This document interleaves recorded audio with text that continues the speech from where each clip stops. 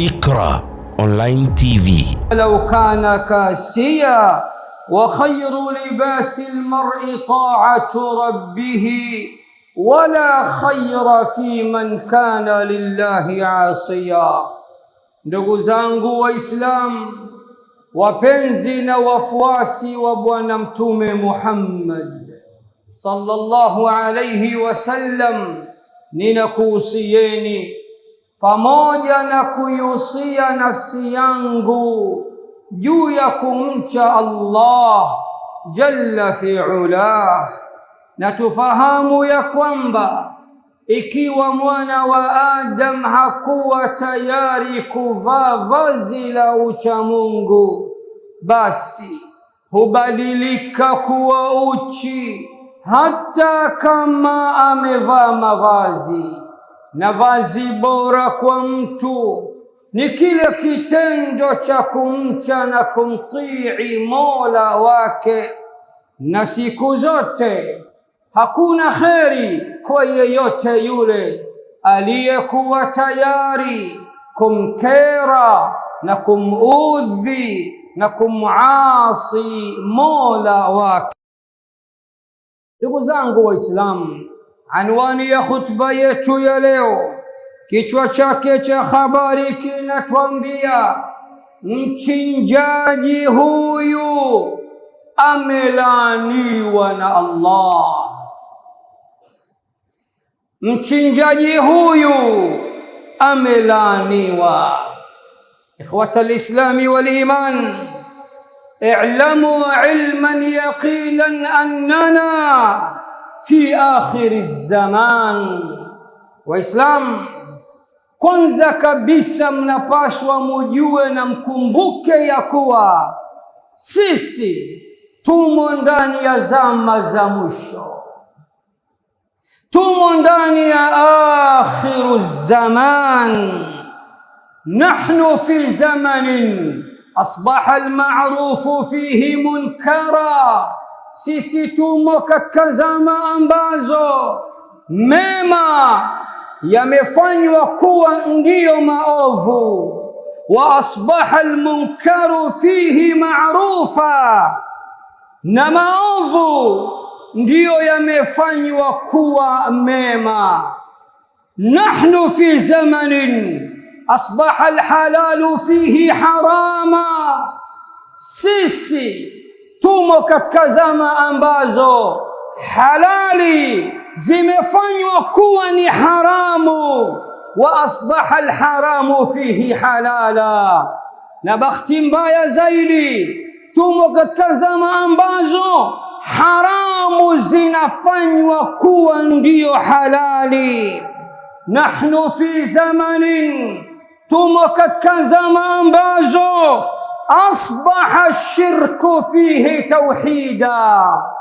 Shirki inafanywa kuwa tauhid, wa tauhidu shirka, wal'iyadhu billah, na tauhidi inafanywa kuwa ni shirki. Tumo katika zama ngumu sana ndugu zangu, na leo nataka tuishi na moja ya magonjwa yaliyozuka ndani ya jamii ya Kiislamu, nalo ni gonjwa la chinja chinja. Waislamu wa zama hizi kila jambo wanakimbilia kuchinja.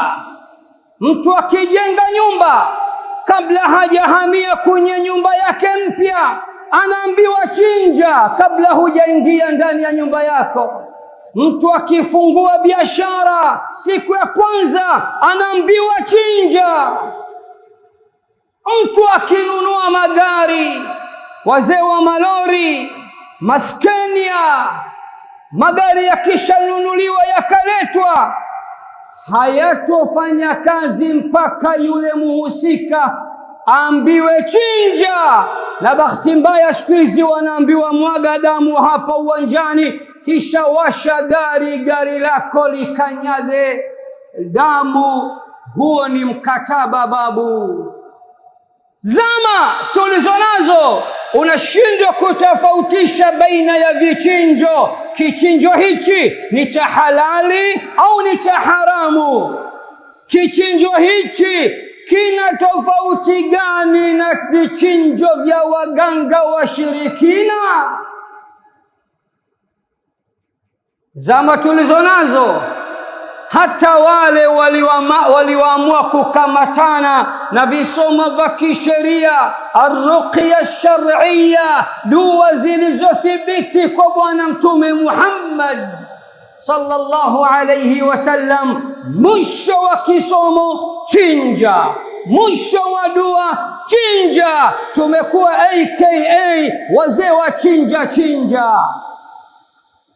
Mimi binafsi sina tatizo na kichinjo chochote cha halali ambacho makusudio, dhamira, malengo ni Allah, amekusudiwa Allah, kichinjo kikachinjwa kwa jina la Allah. Malengo ni kuwapa maskini nyama ya mbuzi ambao pengine hawajawahi kula au wana miaka mingi hawajawahi kula nyama ya mbuzi, kisha muhusika akatawassal na sadaka hiyo kwa Allah, akamwomba amjalie 1, 2, 3. Binafsi sina tatizo na kichinjwa hicho, lakini nina swali la kimataifa kwenu Waislamu wenzangu. Kwani hakuna sadaka nyingine zaidi ya chinja?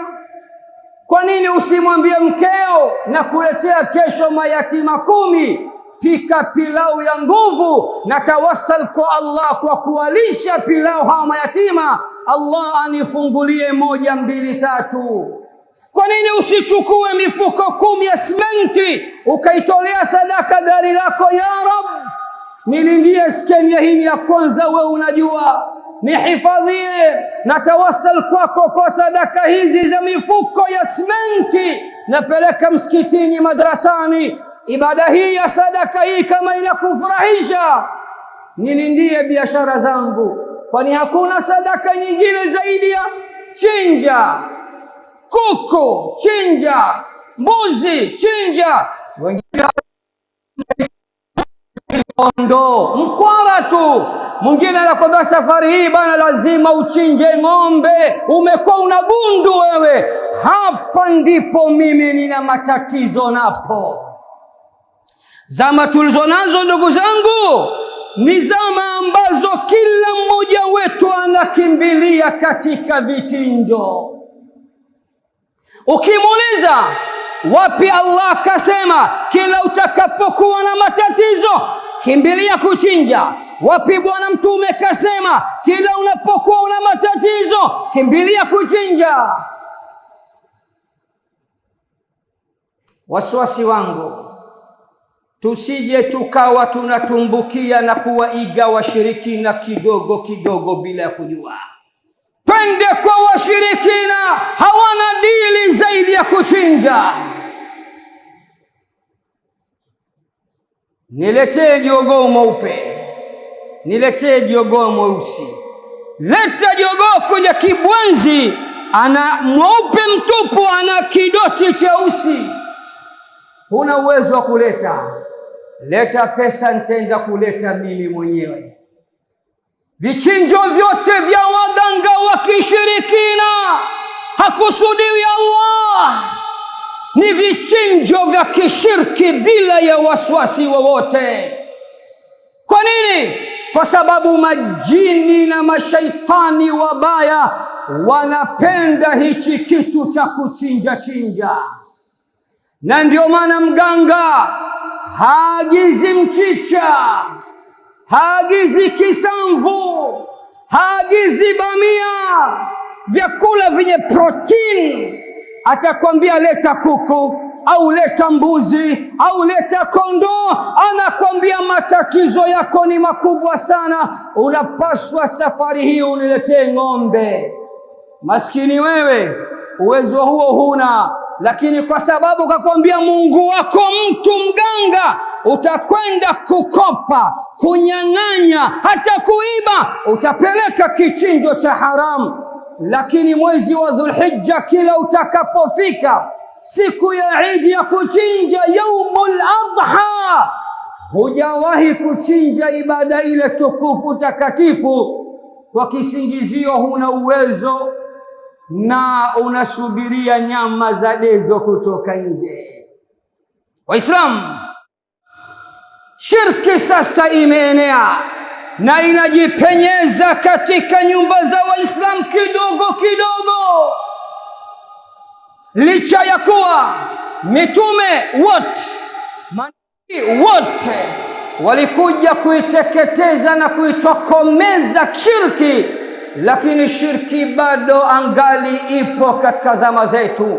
Allah anasema katika suratu Yusuf, wama yu'minu aktharuhum billah illa wahum mushrikun, wala wengi wao si wenye kumwamini Allah, wala wengi wao si wenye kumwamini Allah, bali wengi wao ni washirikina.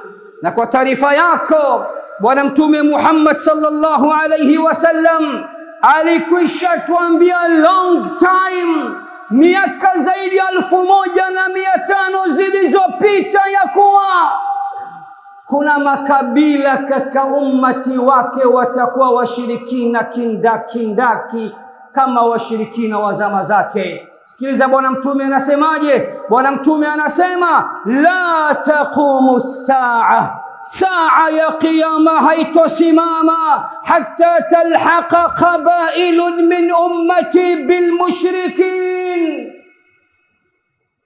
hadi makabila katika umma wangu na wao waungane na washirikina na kufanya shirki, na watakuwa washirikina kama washirikina wa zama zangu. Wa hatta tu'bada al-awthan, na qiyama haitosimama mpaka watu katika ummati wangu waabudie masanamu na mizimu.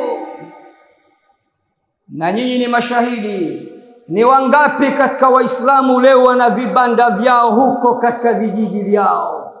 Wangapi Waislamu wana mibuyu yao, miti ya mbuyu? Wangapi katika Waislamu wana vibanda vyao vya kinyamkera? Wangapi katika Waislamu wanakwenda kupiga magoti katika makaburi ya wale wanaodhaniwa kuwa ni mashekhe au mawali au masharifu au sijui nani? Nani aliyekwambia mpigie magoti wewe kiumbe mwenzako? Hata kama utaumia, vumilia tu, kwa sababu tunazungumza haki. Naam, laqad kathurat adh-dhabaih al-muharrama, vichinjo vya haramu vimekithiri zama zetu. Laqad kathurat adh-dhabaih ash-shirkiyya, vichinjo vya kishirikina vimekithiri katika zama zetu. والكثير منا لا يستطيع أن يفرق بين الشرك والتوحيد. maamuma wetu wengi wao hawawezi kutofautisha baina ya vichinjo vya kishirki na vichinjo vya kitauhid.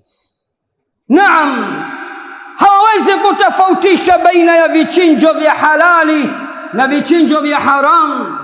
Naam, hawawezi kutofautisha baina ya vichinjo vilivyokuwa sahihi na vile vilivyokuwa vya kimakosa. Wengi shida yao ni kitoweo. Allahu akbar.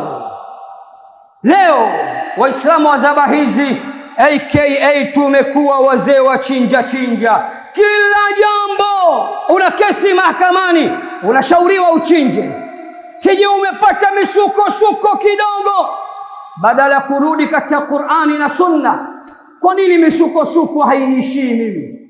Pengine mchawi ni wewe, kuna maovu unayafanya, kuna machafu unayafanya. Bwana Mtume anasema, innal 'abda yuhramu min ar-rizqi bi dhanbin yusibuhu au li dhanbin yusibuhu. Wakati mwingine mja anaweza kupewa msuko katika riziki zake, Allah akafinya riziki yake, si kwa sababu kuna mkono wa mtu, bali kuna madhambi anayafanya.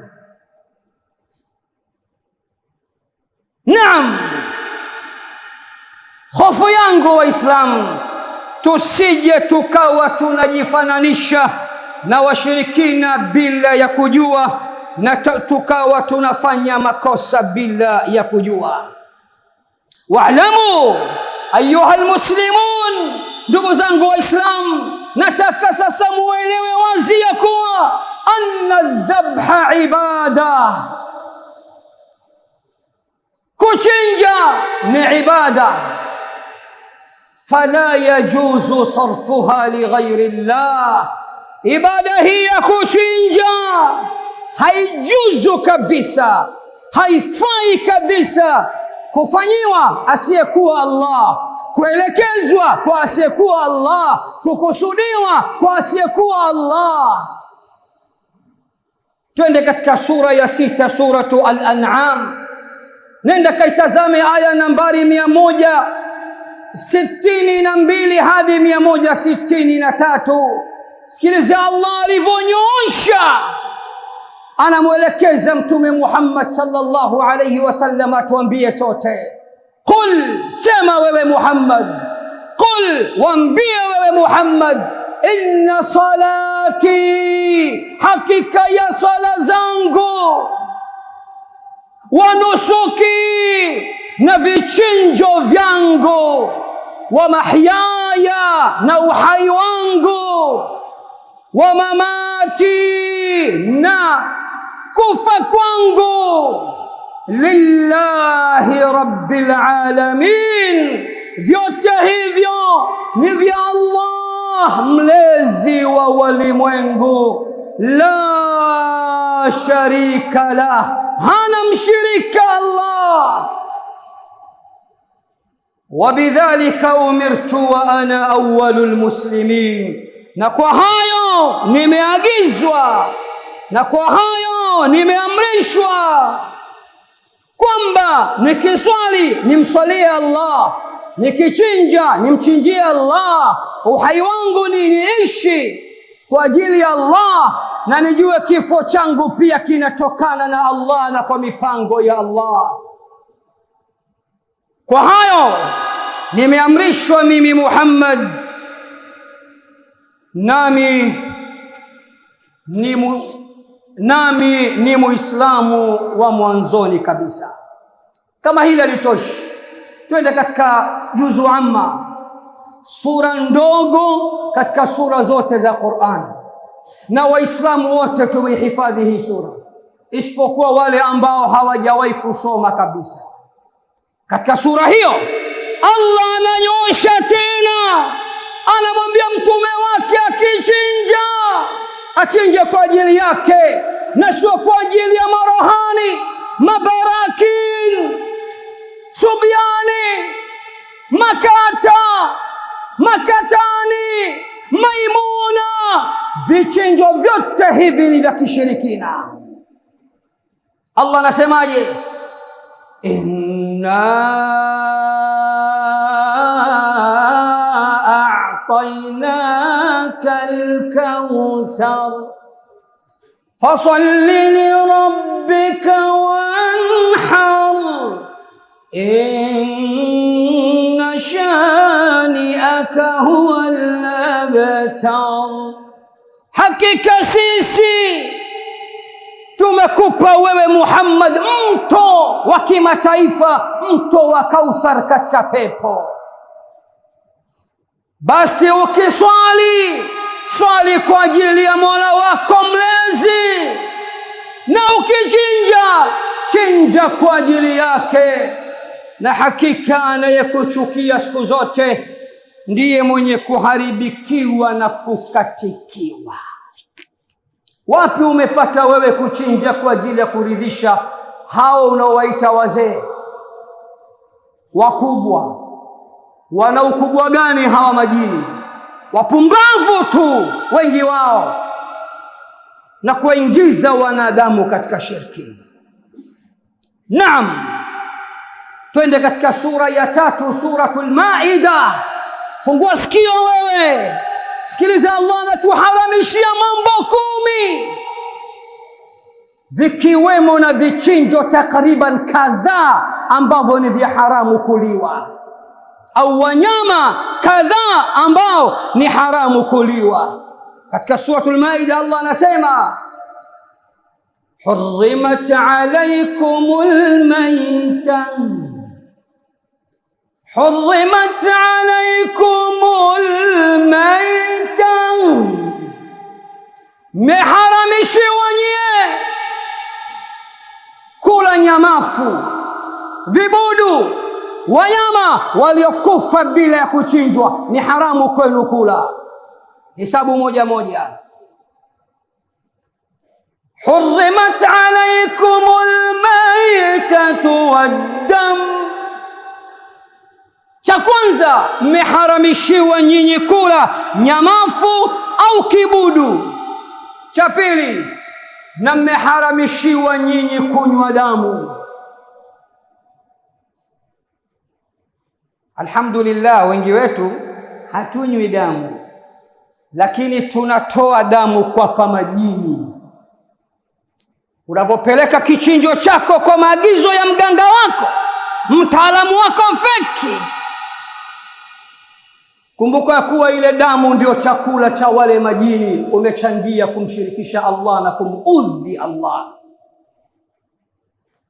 Hurrimat alaykumul maytatu waddamu wa lahmul khinzir, meharamishiwa nyinyi kula nyamafu, vibudu, wanyama waliokufa bila kuchinjwa. Wa pili, meharamishiwa nyinyi kunywa damu. Wa tatu, meharamishiwa nyinyi kula nyama ya nguruwe.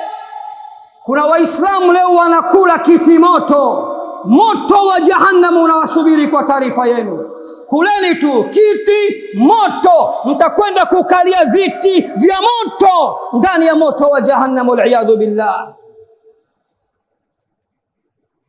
Cha nne kilichoharamishwa kwetu, wama uhilla li ghairi llahi bi, na mmeharamishiwa nyie kula nyama ya mnyama yoyote, hata awe halali, aliyechinjwa kwa jina lisilokuwa la Allah. Na kuulizeni, hawa waganga, hawa washirikina, hawa wachawi, pale wanapochinja wanachinja kwa jina la nani? Makusudio yao, nia zao, azma zao, wanachinja kwa ajili ya Allah, kwa ajili ya mashaitani na majini. Kisha Allah akatutajia hapa takriban wanyama 5 tulioharamishiwa kuwala. Sikiliza sasa: walmunkhaniqatu walmawqudhatu walmutaraddiyatu wannatiha,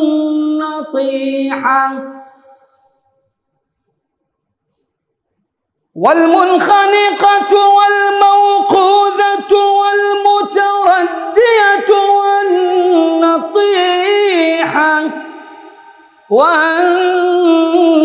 والنطيحة وما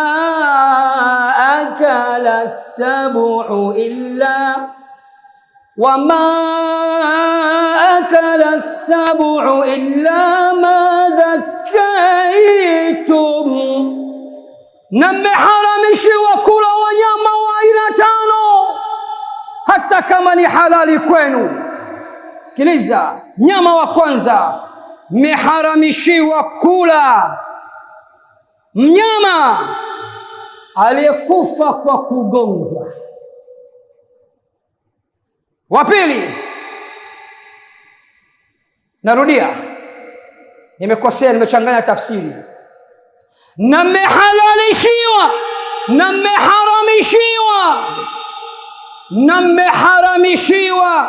kula nyama wa mnyama aliyekufa kwa kunyongwa au kwa kujinyonga mwenyewe, haramu kumla. Wa pili, walmawqudhatu, na mmeharamishiwa kula mnyama aliyekufa kwa kugongwa, kwa gongo, kwa jiwe au kwa silaha yoyote kichwani, amegongwa mpaka amekufa, haramu kumla nyie. Watatu, walmutaraddiyatu, na mmeharamishiwa kula mnyama aliyekufa kwa kuanguka kutoka juu jabalini au gorofani moja kwa moja hadi chini akafa. Wanne, wanatihatu, na mmeharamishiwa kula nyie nyama ya mnyama aliyekufa kwa kugongana na mwenzake vichwa. Si mnajua anagongana vichwa hawa? Gongana vichwa mpaka akafa, haramu kumla. Wakati gani sasa? Mnyama wa tano sasa tulioharamishiwa kumla, wama akala sab'u, na mmeharamishiwa nyie kula nyama ya mnyama aliyekufa kwa kuliwa na wanyama wakali. Wanyama watano haramu kuwala: awe mbuzi haramu kumla, awe kondoo haramu kumla, awe ng'ombe haramu kumla, kwa sifa hizi zifuatazo. Wa kwanza, tuliharamishiwa kumla ni mnyama yeyote atakayekufa kwa kunyongwa au kujinyonga mwenyewe. Wa pili, tuliharamishiwa kumla ni mnyama yeyote ambaye atakuwa amekufa kwa kugongwa kichwani kwa gongo au mawe au chochote. Watatu, tuliharamishiwa kumla ni mnyama aliyekufa kwa kuanguka kutoka juu hadi chini. Na wanne, ni mnyama ambaye amekufa kwa kugongana na mwenzake vichwa hadi akafa, kampiga mwenzake vichwa kisha akafa, basi ujue huyo ni haramu pia kumla. Na watano, tulioharamishiwa kumla ni mnyama aliyeliwa na wanyama wakali. Wakati gani sasa hawa tunaweza tukawala? Wakati gani hawa wanyama wa aina tano tunaweza tukawawahi wakawa ni halali yetu? Kipi sasa na ni yapi? Aqulu ma tasma'un wastaghfirullah li wa lakum fastaghfiruhu innahu huwal ghafurur rahim wa huwal barrul karim.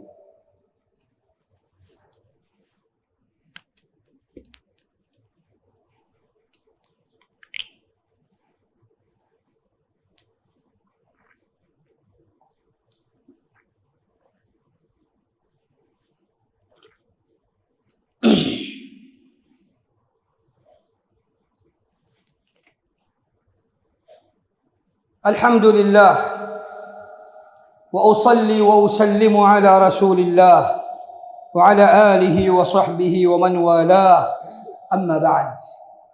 Narudi tena kwenu kwa mara ya pili kukuhusieni pamoja na kuihusia nafsi yangu yenye mapungufu chungu nzima katika kutekeleza haki za Mola wangu.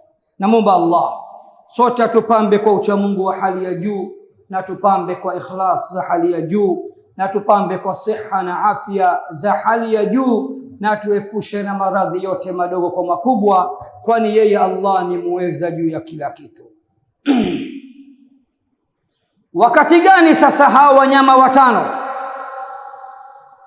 ambaye anataka kufa kwa sababu ya kunyongwa au kujinyonga, au anayetaka kufa kwa sababu ya kugongwa kichwani, au anayetaka kufa kwa sababu ya kuanguka kutoka juu, au anayetaka kufa kwa sababu ya kugongana na mwenzake na kupigana pembe, au anayetaka kufa kwa sababu ya kuliwa na wanyama wakali, wakati gani tunaweza tukawawahi wakawa halali kwetu sisi? Qur'ani inasema illa ma dhakkaitum, isipokuwa wale ambao Allah atakujalieni mkawawahi kwenda kuwapiga kisu kabla ya kufa kwao, na kisha mkatamka bismillah wallahu akbar, mkataja jina la Allah. Hapo muda wa kuwa ulimwahi kabla hajafa, basi mnyama yule ni halali kwako, lakini akishavuta tu babu ni haramu kwako. Kisha Allah subhanahu wa ta'ala anatuelekeza jambo la 9 alilotuharamishia. Sikilizeni Waislamu, na nukta hii ndio nukta yangu hasa. Allah anasema wama dhubiha ala nusub, na mmeharamishiwa nyie kula nyama ya mnyama yoyote yule ambaye wakati amechinjwa kwa ajili ya masanamu, amechinjwa kwa ajili ya mizimu. Mnyama yoyote aliyechinjwa kwa ajili ya masanamu, kwa ajili ya mizimu, kwa ajili ya majini, kwa ajili ya mashaitan, Allah anasema pia mmeharamishiwa kula nyama ya mnyama huyo.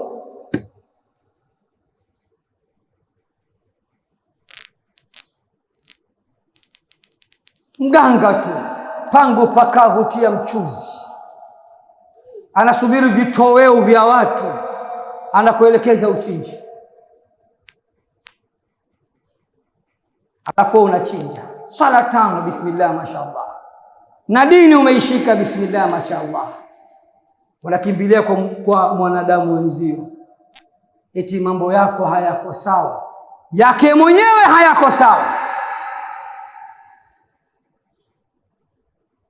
Kisha unapeleka mbuzi, anakwenda kuchinjwa kwa ajili ya majini, marohani, mashaitani, mizimu. Hakika umefanya shirki kubwa bila kujijua, maskini wa Mungu. Jambo la 10, Allah akasema wa antastaqsimu bil azlam, na mmeharamishiwa kupiga ramli. Mambo 10 tulioharamishiwa katika sura hii, suratu Al-Maida. Sikiliza, hurrimat alaykumul maytatu, mmeharamishiwa kula nyamafu au kibudu, mnyama yoyote aliyekufa bila ya kuchinjwa. Jambo la 2, wadamu, mmeharamishiwa kunywa damu. Jambo la 3, walahmul khinzir, mmeharamishiwa kula nyama ya nguruwe. Jambo la 4, wama uhilla li ghairi llahi bih, na mmeharamishiwa kula kichinjo chochote kile ambacho wakati kinachinjwa hajakusudiwa Allah na halijatajwa jina la Allah wakati kinachinjwa. 5, walmunkhaniqatu, na mmeharamishiwa kula mnyama aliyekufa kwa kunyongwa au kujinyonga. 6, walmawqudhatu, na mmeharamishiwa kula mnyama aliyekufa kwa kugongwa kichwani kwa gongo, kwa jiwe au chochote chenye ncha kali. 7, walmutaraddiyatu, na mmeharamishiwa kula mnyama aliyekufa kwa kudondoka kutoka juu hadi chini.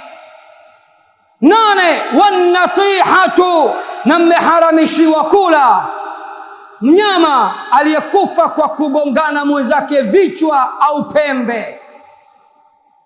9, wama akala sab'u, na mmeharamishiwa kula mnyama liwa na wanyama wakali, illa ma dhakkaitum, isipokuwa wale mtakao wawahi kabla ya kufa kwao, mkawahi kuwachinja na kutaja jina la Allah juu yake au juu yao. 10, wama dhubiha ala nusub, na mmeharamishiwa nyie kula mnyama yoyote yule ambaye wakati anachinjwa amechinjiwa masanamu, mawe, vibanda, mizimu, kinyamkera, marohani, masubiani. Haramu kula mnyama wa aina hiyo. 11, wa an tastaqsimu bil azlam, na mmeharamishiwa nyie Waislamu kula, na mmeharamishiwa nyie Waislamu kupiga ramli. Kisha akasema dhalikum fisqa, vyote hivyo ni uchafu mtupu. Waislamu wa zama hizi tunacheza na uchafu bila ya kujua. Waislamu, katika sura hiyo hiyo ya 6 Al-An'am aya nambari 121, Allah anasema wala ta'kulu mimma lam yudhkar ismullahi alayhi wa innahu lafisq, na wala msithubutu kula mnyama yoyote ambaye wakati anachinjwa halijatajwa jina la Allah juu yake. Hakika yake, hakika ya kichinjo hicho ni kichafu mno. Katika sura hiyo hiyo Al-An'am anatuelekeza, anatuambia fakulu mimma dhukira ismullahi alayhi in kuntum biayatihi mu'minin, na kuleni nyama ya mnyama ambaye wakati anachinjwa limetajwa jina la Allah juu yake, ikiwa nyinyi kweli ni wenye kuamini aya za Allah jalla fi'ala. Katika kusisitiza na kukokoteza sura hiyo hiyo ya 6 Al-An'am aya nambari 119, anatuuliza Allah, anatuambia wama lakum alla ta'kulu mimma dhukira ismullahi alayhi, mna nini nyie Waislamu hamtaki kula vichinjo vya halali, hamtaki kula wanyama ambao wakati wanachinjwa limetajwa jina la Allah juu yake? Sasa Waislamu, ni mchinjaji gani, ni mchinjaji yupi aliyelaaniwa na Allah? Jawabu analijibu Bwana Mtume Muhammad. Jawabu linatoka kwa Bwana Mtume Muhammad katika Sahihu Muslim, hadithi nambari 597 min hadithi Sayyidina Ali ibn Abi Talib radiyallahu ta'ala anhu wa ardah. Msimulizi wa hadithi hii ni Sayyiduna Ali ibn Abi Talib radiyallahu ta'ala anhu wa ardah, anna an-nabiy sallallahu alayhi wa sallam qala, Bwana Mtume Muhammad sallallahu alayhi wa sallam anatuambia, la'ana Allahu man dhabaha li ghayri Allah la ilaha illa Allah. Bwana Mtume anasema Allah amemlaani yeyote yule atakayechinja kwa jina lisilokuwa la Allah. Allah amemlaani yeyote yule atakayechinja kwa makusudio yasiyokuwa ya Allah, anakusudia mambo yake mengine ni kila mwaka lazima aende kijijini wachinje.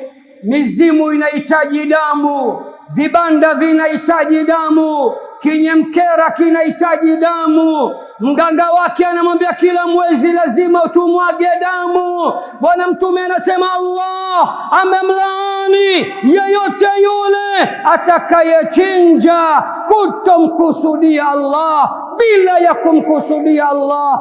Amekusudia majini, marohani, waganga na shirki kwa ujumla. Huyo ndiye mchinjaji aliyelaaniwa na Allah subhanahu wa ta'ala. Mara ngapi mimi na wewe tumechinja bila ya kumkusudia Allah, kwa maelekezo ya nani? Mashekhe zako? La wallah, babu. Mna babu yako, na kila mtu lazima awe na babu yake. Babu tawile, babu. Subhanallah, mababu hawa wengi wao wanapotosha watu, wengi wao, sisemi wote. Hivi hujawahi kupata message SMS kwenye simu yako? Unatumiwa message na waganga? Mimi nazipata sana hizo. Nimeziblock namba zao na block mwisho mpaka nimechoka. Nikauliza vijana wangu, bwana message kama hiyo ushakupata? Habari mjukuu, naona mambo yako yamenyooka, urudi tena, masharti na kushinda, si kitu gani. Mwanzoni kuna watukana mpumbavu, umeingia mkenge, umeingia choo cha kike, unajua unazungumza na shehe, wewe mshirikina. Mwisho nikasema kwa nini nipoteze bando zangu? Nimeblock mpaka nimeacha. Babu, mjukuu, ndio habari za mjini sasa hivi, babu na mjukuu. Kimbilieni kwa Allah, fafirru ila Allah, kimbilieni kwa Allah, msikimbilie kwa mababu washirikina,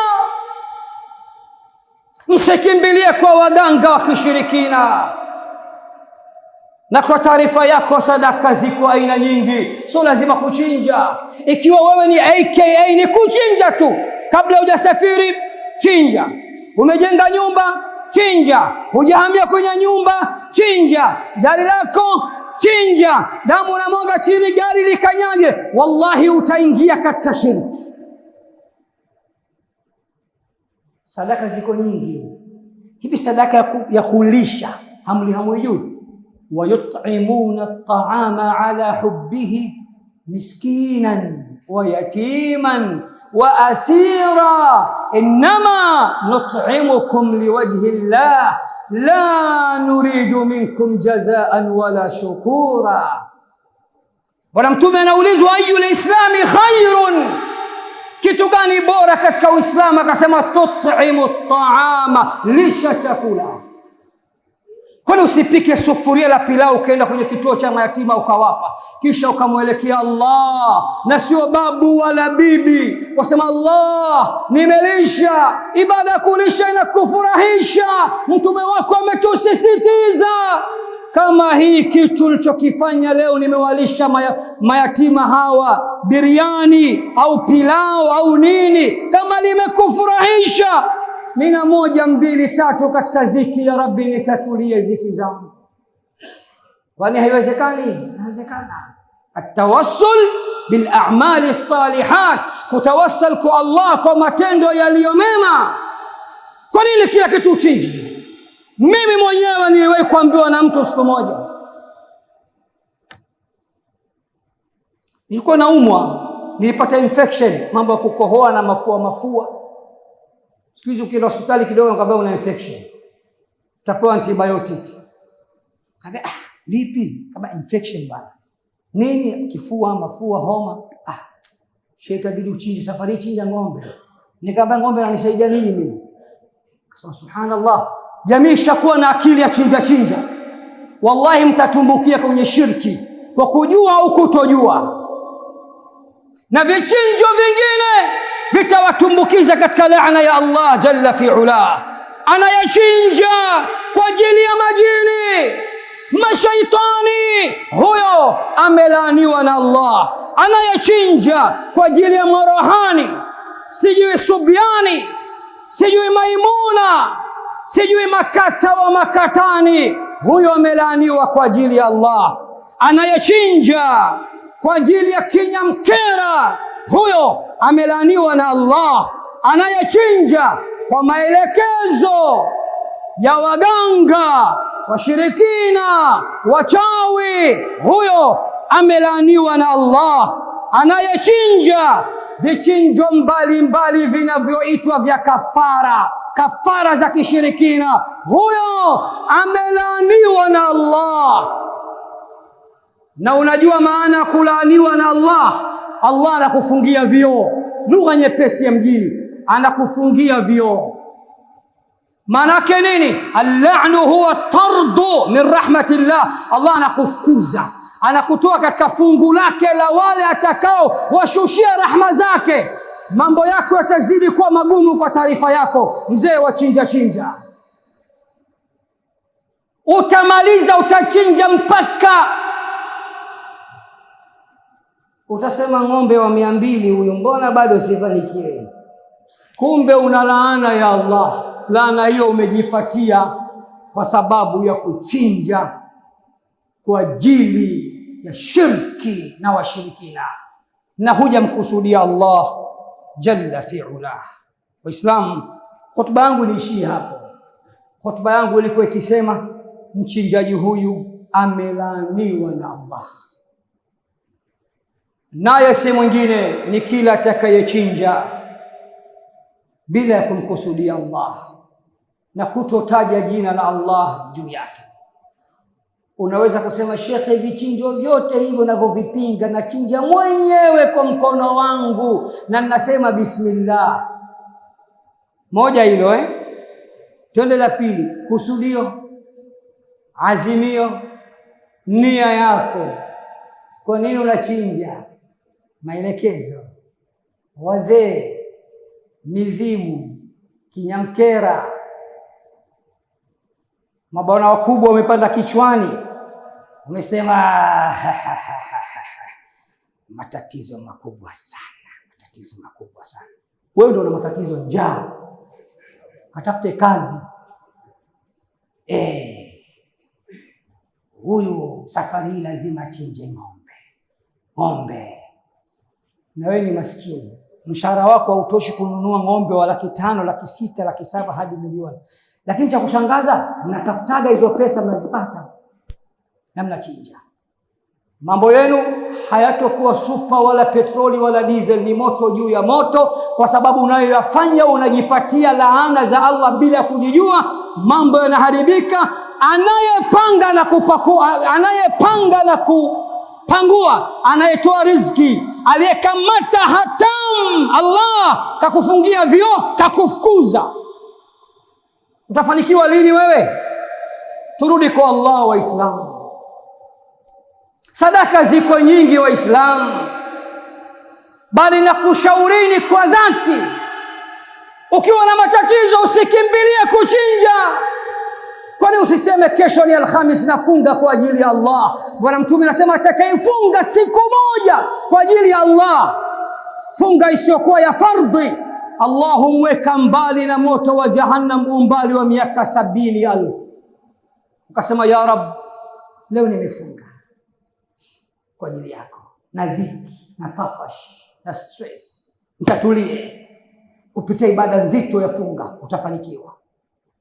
Unamka qiyamul layl, thuluthi ya mwisho, Allah anashuka, anauliza mwenye njani yupi nimpe chakula, mwenye madhambi yupi anayeniomba msamaha nimsamehe.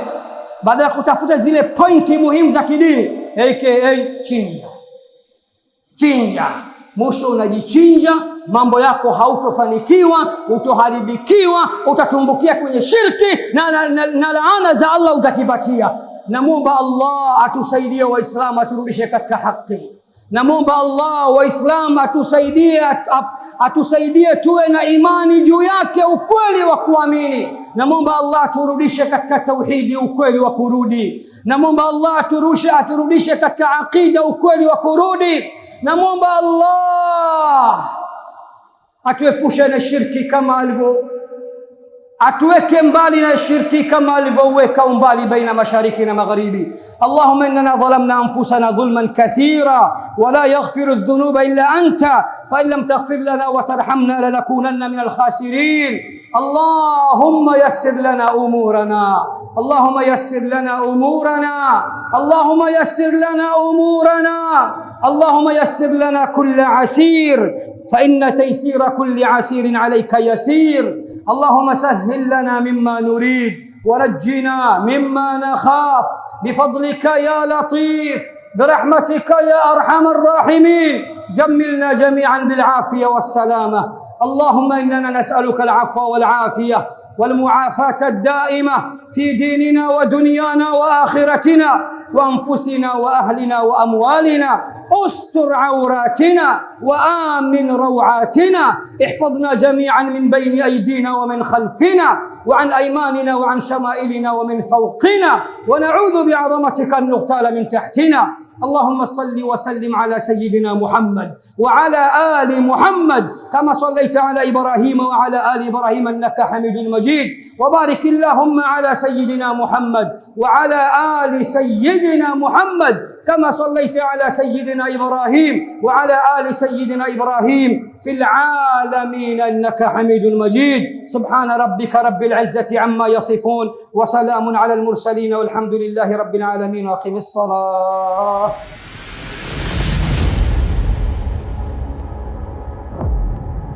Iqra Online TV.